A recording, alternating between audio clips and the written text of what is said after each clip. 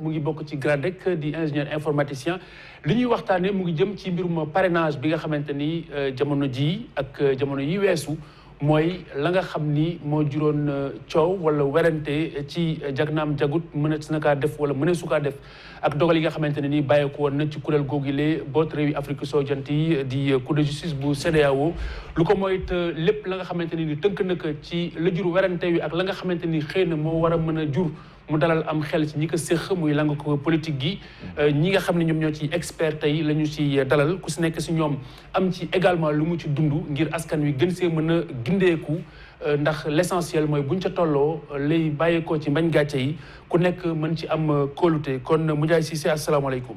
maaleykum salaam Khalifa. maaleykum salaam ñi ma fi fekk. maa ngi nuyu ñoo fekk professeur Sangue. ça fait longtemps gisante wuñu mais maa ngi koy suivre avec beaucoup de plaisir. Aïssatou également maa ngi lay nuyu. di la encourager di la féliciter ci liggéey bi. sama xarit sama grand Youssou Dao. ñu bokk société civile bi.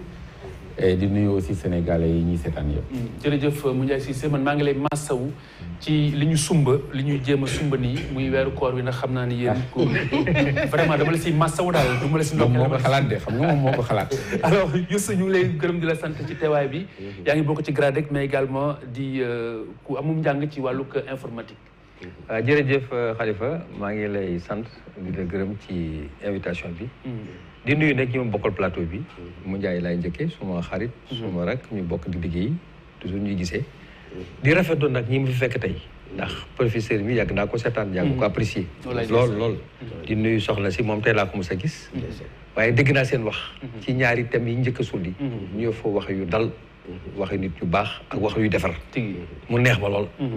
livre bi jànguma ko. yëguma ko woon sax mais ni mu ko commenté rek.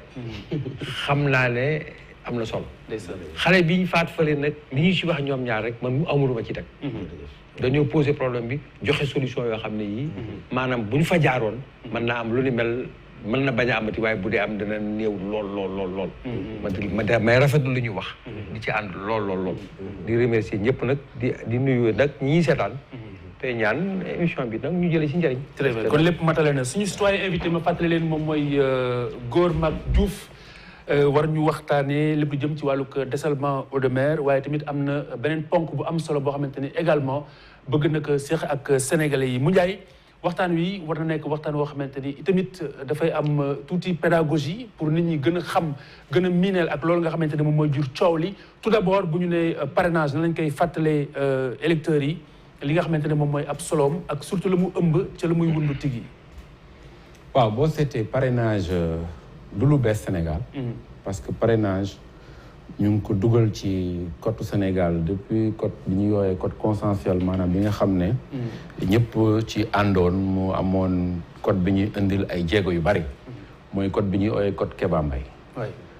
boobu Ablaye Wade moo ko séqoon ak pouvoir bi fi nekkoon muy Abdou Diouf.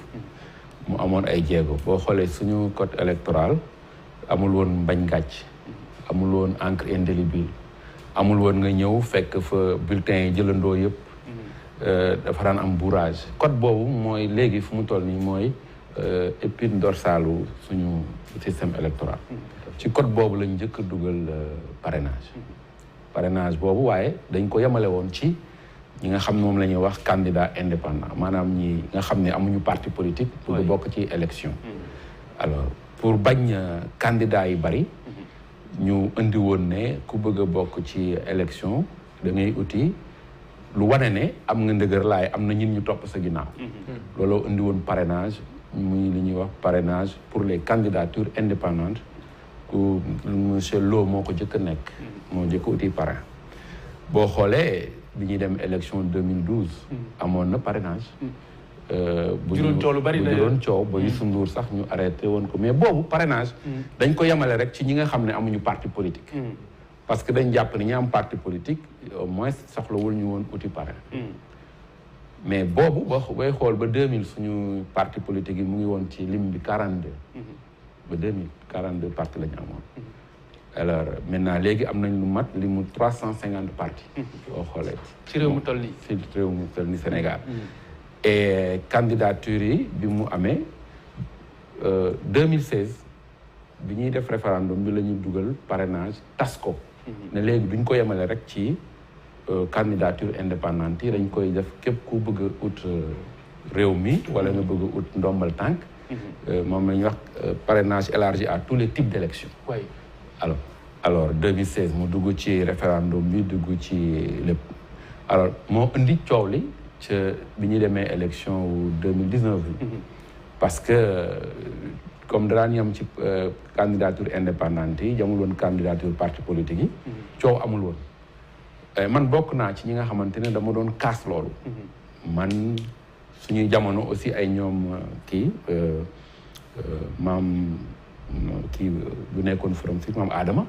parce que élection warul am rupture d'égalité. munoo ne candidature yi dañuy indépendante yi dañuy uti parrain. ne képp ku am parti politique doo ut parrain. da ngay def congrès d'investiture rek nekk candidat. bu fekkoon ne sax li mu parti bariwul. et liñ si gisoon mooy da ngay gis ñoo xam ne amuñu sax popularité mais luy récépissé parti. nekk am candidat. Youssou Ndour bi ñu koy éliminer mu demal boppam ne moom utul du jël récépissé parti boppam day dem uti parrain. am na ñoo xamante ne Youssou Ndour moo leen ëpp popularité fuuf. mais dañu nekk candidat. parce que dañuy ut récépissé parti. donc ça fausse les règles du jeu. alors man si foofu laa jàpp ne soit dañuy ne parrainage pour tout le monde.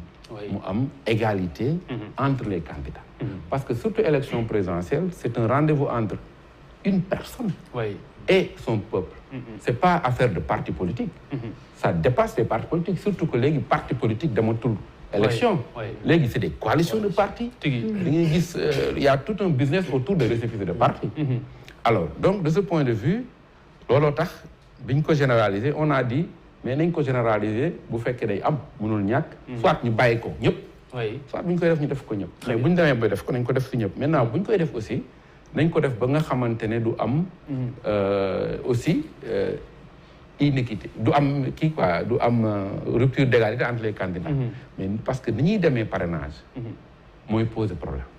dafa am ay comme ni ñuy wax ay luy ñuul ci soow bi.